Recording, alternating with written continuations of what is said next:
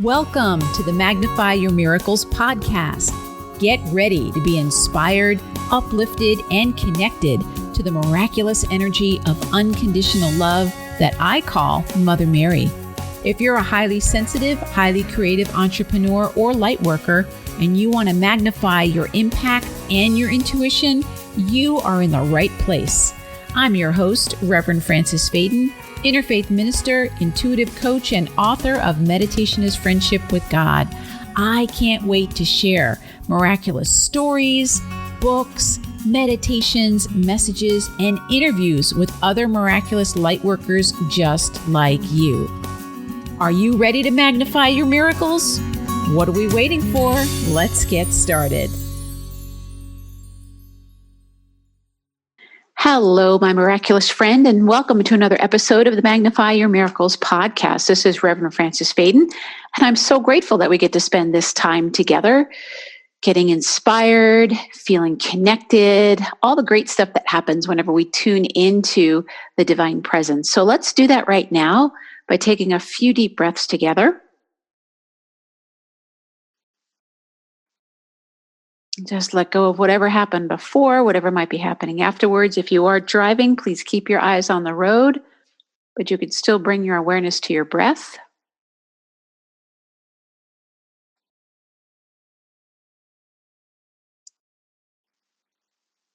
And allowing yourself to tune in and be open to that divine presence that's loving you, supporting you, wanting to inspire you today, wanting to give you some guidance that'll be so helpful so that you can magnify your miracles. And knowing that's exactly what's going to be happening, let's take one more deep breath together in gratitude, and we can begin. All right. Well, welcome once again, my friends, to the Magnify Your Miracles podcast. And I'm going to be putting my coaching hat on for you today. Invite you over into the Coach's Corner. And we're going to be doing something that I do with my regular coaching clients. I find so helpful. And I think it will really help you to magnify your miracles. Now, I get a lot of people emailing me, asking me questions. How do you magnify your miracles? How can I get better results?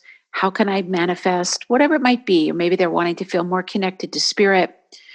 And they keep getting stuck. And you might relate to this. You might feel like, I've been trying to stay positive. I've been taking care of myself, but I still feel stuck in whatever this area is. So I'm going to take you through a little process that I take my own clients through. And the title of our episode today gives everything away, which is your job is what and God's job is how. And what I mean by that is your number one job with anything having to do with manifesting, with miracles, with all of that, is to be really clear about what it is that you're wanting to experience, what it is that is, I don't even like to use the word want. I want to say what it is that you would love to experience and let go of how it's going to happen. This is the hardest thing for most people, myself included, especially if you tend to be a logical person, especially if you tend to be someone who likes to feel like they're in control of things.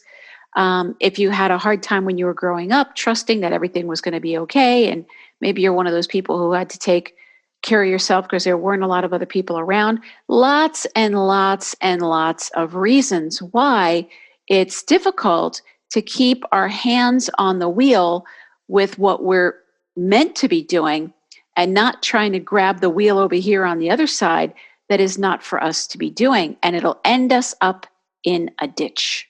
I'm telling you. So I want you to think right now, like if you were coming to see me as my client, first thing I would do is I would ask you, what does success look like? At the end of our time together working in this coaching program, what would success look like for you? And people will tell me, they'll say, well, I want to feel more connected. I want to be able to, I want to get, I want to feel God's presence more. Or if they're an entrepreneur, then they might say something like, I want to fill up my coaching practice or something like that. So I asked them to get clear about it And it needs to be clear in a way that we can understand whether it happened or not. So if you're one of those people who would love to feel connected, I'm going to encourage you to take it the next step and say, how do you know that you're connected? Are you getting downloads every day? Are you feeling Mother Mary's presence in the room when you're praying? Like, how do you know you're more connected? So we want to quantify that so that you can tell, because your mind is going to continue to tell you everything is the same, nothing has changed, and it's the status quo. Even though you're actually growing and expanding, your mind's going to tell you, no, you're not, it's just the same.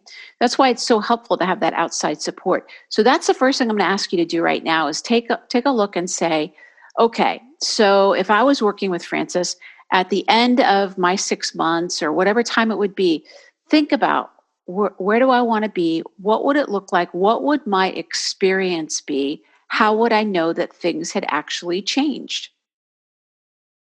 Right? So I want you to write that down. And now the next thing that I do when I'm working with people is I look to see where are they in relationship to the thing that they would love. And so if what they would love to have is a thriving business, making X amount of money, taking this amount of vacation, whatever it might be, I look to see where are they now so that I can tell how to help them. But I'm also looking at their energy to say, is their energy a match for what it is that they're saying that they would love to have?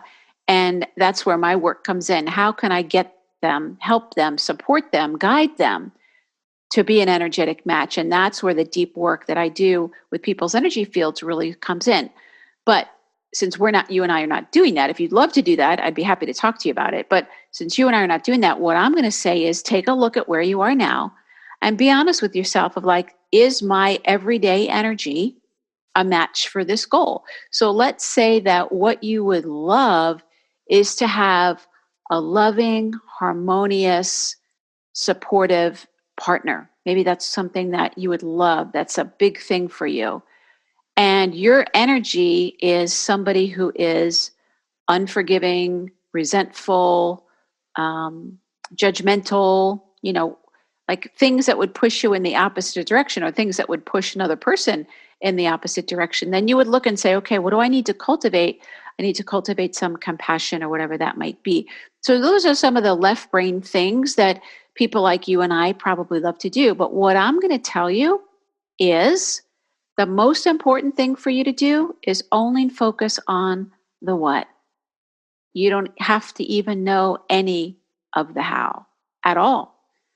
That is really God's job. So get as clear as you can about your what. So you can say, I'm in a loving, supportive relationship with the person of my dreams who is blah, blah, blah, honest, kind, generous, handsome, beautiful, whatever it might be for you. And then you focus on that feeling of what it feels like to be in that person's presence. Now, you've probably heard this before. I'm sure you have. This isn't new. But just because you know it intellectually doesn't mean that you're living it. Most of us know how to eat right, exercise, like all these things. But do we do them? No, because we have these old patterns and these old ways of being. And then we get in there and we think we have to know how. And I will tell you, my friend, that if you dwell on the how, you will cut yourself off from your inspiration and your intuition, because your field of perception as a human being with a conscious mind is so narrow. It is so narrow. We don't even know what's going to happen as soon as you stop listening to this podcast. Like, we have no idea what's on the radar for you in your life at all. But God knows what that is.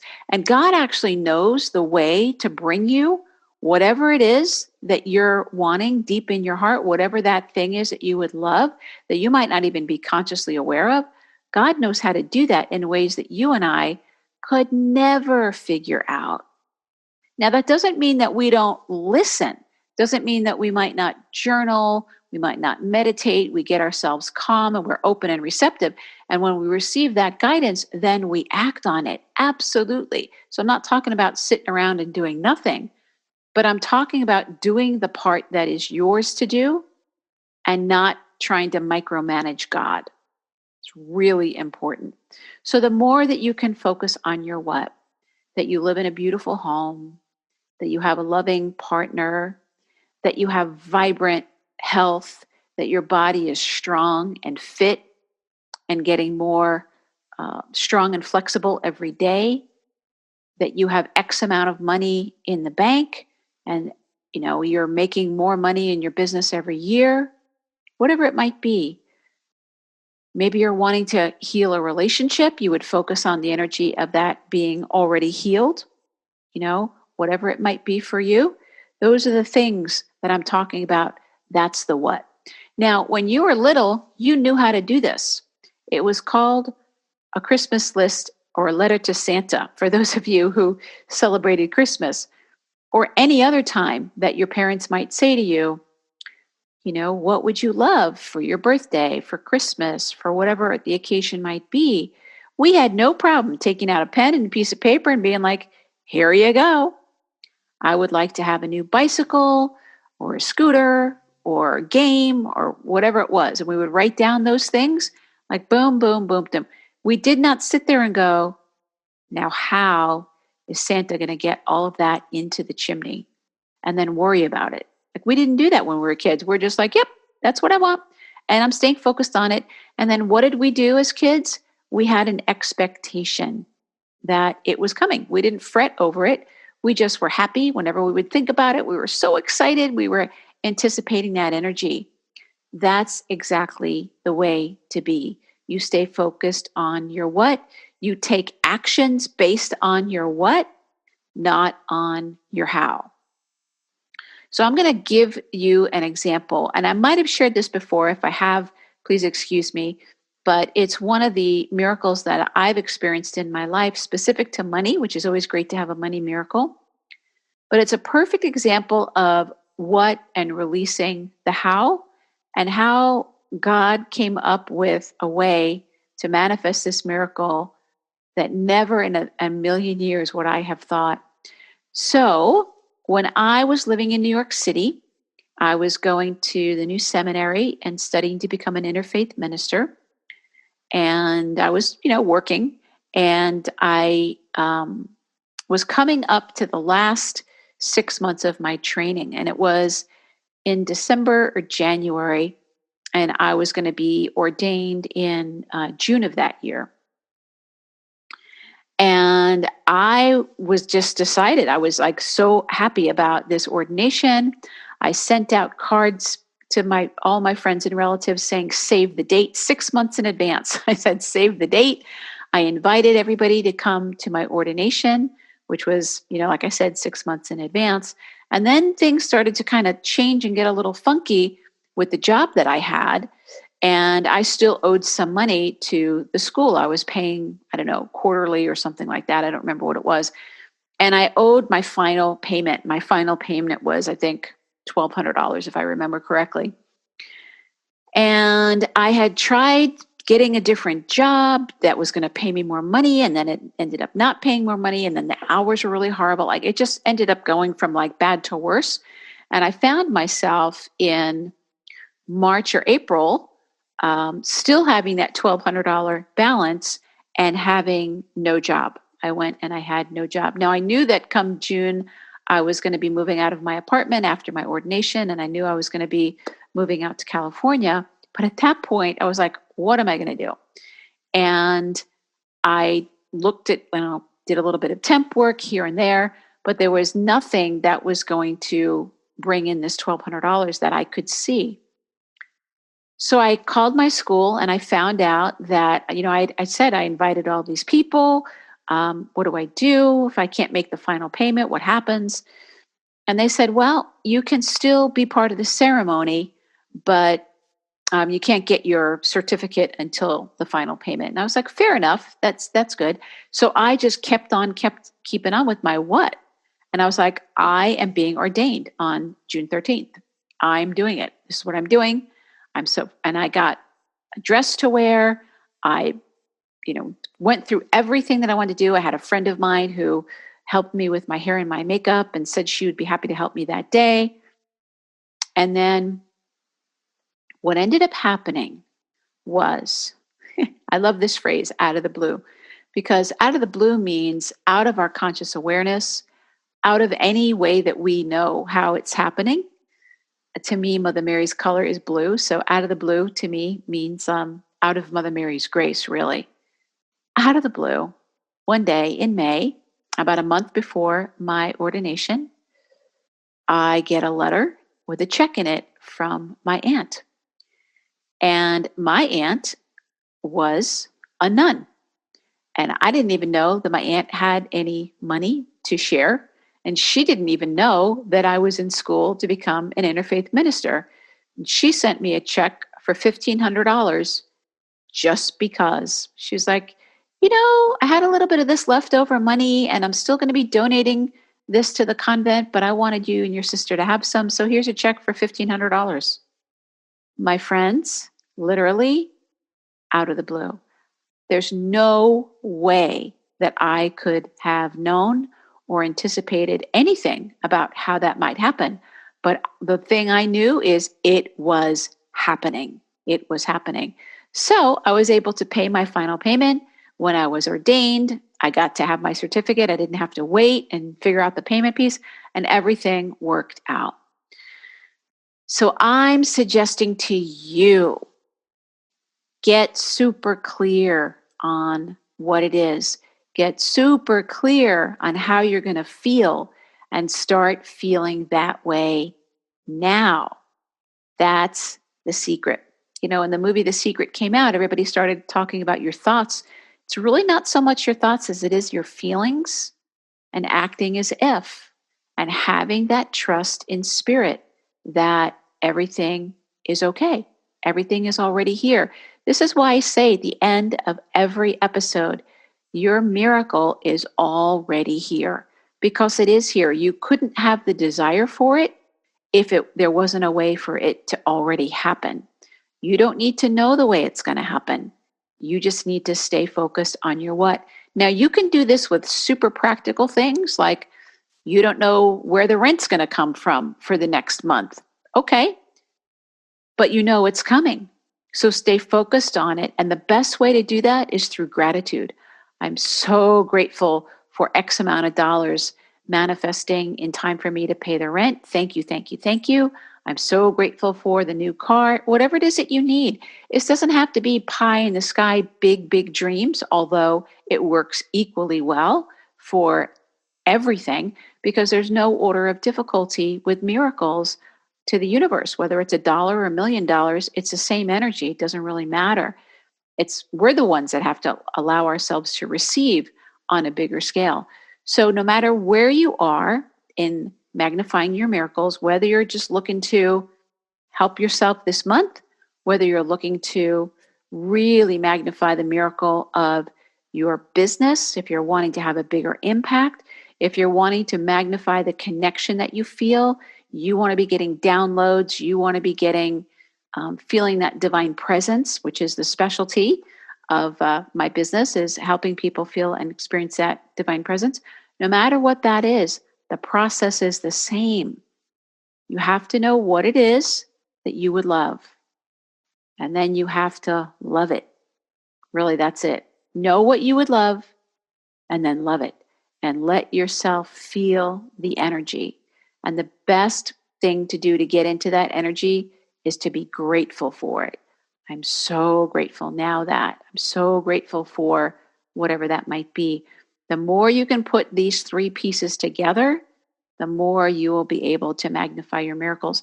Now, I would love to help you. If you want a little bit more help with this, go ahead and set up a miracle meeting with me. I'd love to talk to you about your dreams. I'd love to talk to you about the miracles you would like to magnify in your life. I'd love to talk to you about whether this kind of support is something that would really help you to step into this bigger energy and help you to receive more. I get to work with people every day, and I get to witness miracle after miracle after miracle. And I don't say that just because, it's a catchphrase. It's because it's the truth. I've seen people go from nothing to their dream home, their dream partner, their dream job. I've seen people turn things around so fast, as my mom would say, it makes my head spin. You can do that too. Everybody's different. It's just a matter of getting clear about what it is that you would love. How is that going to feel?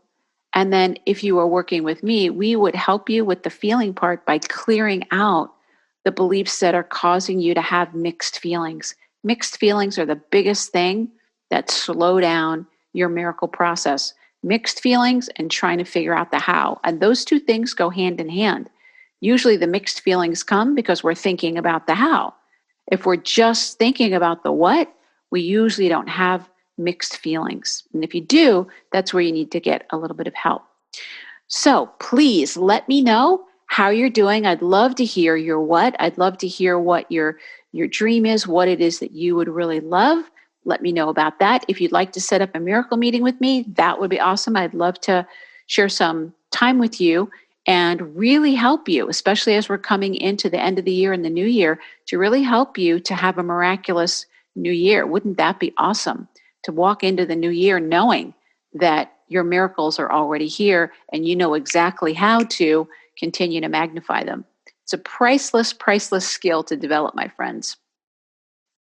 All right, so thank you so much. Remember to stay focused on your what, leave the how up to God, and just remember that the key to magnifying your miracles is to remember that your miracle is already here. Has to be. Your miracle's already here. Thank you so much, my friend. If you enjoyed this episode, I would love it if you could leave a review or if you could let your friends know about it. That would be awesome as well. And as I said, set up a miracle meeting. I'd love to chat with you about your dreams and your New Year vision. God bless you. Bye-bye. Thank you for listening to the Magnify Your Miracles podcast. I'm so grateful to be able to spend this time with you. If you want even more inspiration, feel free to visit my website, francisfaden.com or magnifyyourmiracles.com. And if you did enjoy this episode, I would really appreciate it if you left a review on iTunes, Stitcher, or wherever it is that you connect with awesome podcasts. Remember, the key to magnifying your miracles is remembering that your miracle is already here.